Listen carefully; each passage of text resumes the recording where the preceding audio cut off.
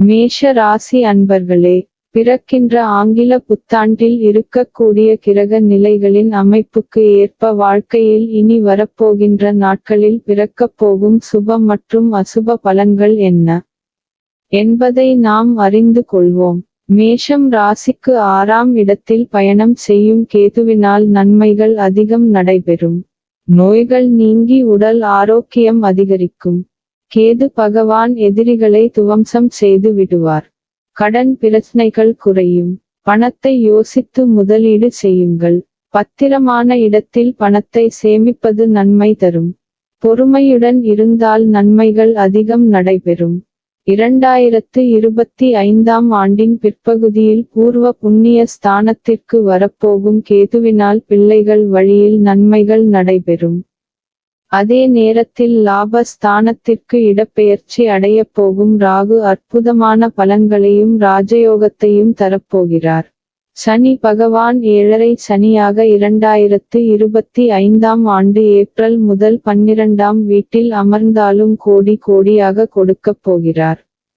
2ஆம் வீட்டில் பயணம் செய்யும் குரு பகவானும் 3ஆம் வீட்டிற்கு மாறப்போவதால் புது முயற்சிகள் எல்லாம் வெற்றியடையும். கை நிறைய சம்பளத்தில் நல்ல வேலையும் கிடைக்கும். பணவரவு கணிசமாக உயரும். புதிய ஆடை ஆபரணங்கள் சேரும். மனதில் தன்னம்பிக்கை அதிகரிக்கும். எதையும் சாதிக்க வேண்டும் என்ற மன உறுதி ஏற்படும். பழைய வாகனத்தை மாற்றிவிட்டு புதிய வாகனம் வாங்குவீர்கள். கணவன் மனைவிக்கிடையே அந்நியோன்யம் அதிகரிக்கும்.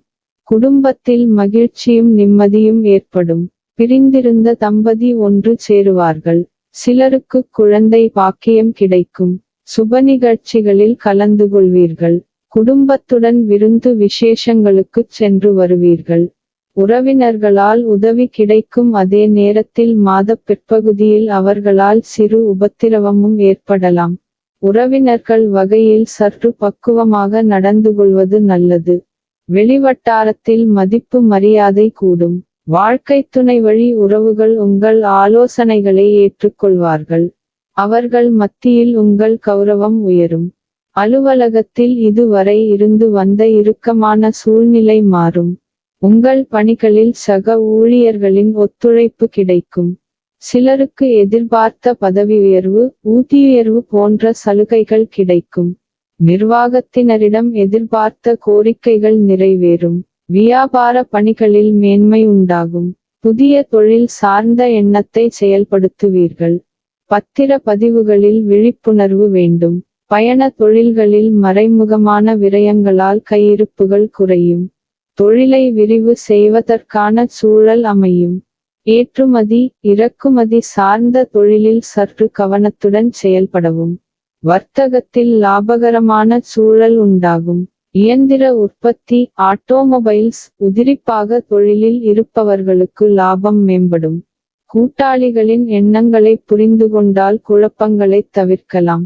வாடிக்கையாளர்களின் தேவைகளை பூர்த்தி செய்வீர்கள். குடும்பத்தை நிர்வகிக்கும் பெண்களுக்கு பல வகைகளிலும் முன்னேற்றம் தரும் மாதமாக இருக்கும். புகுந்த வீட்டு உறவினர்கள் மத்தியில் மதிப்பும் மரியாதையும் கூடும்.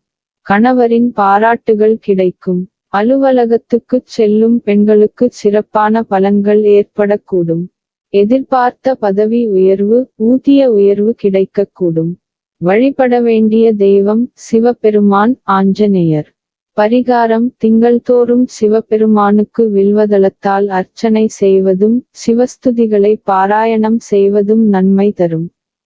சனிக்கிழமைகளில் ஆஞ்சநேயருக்கு வெற்றிலை மாலை சாத்தி வழிபடவும்.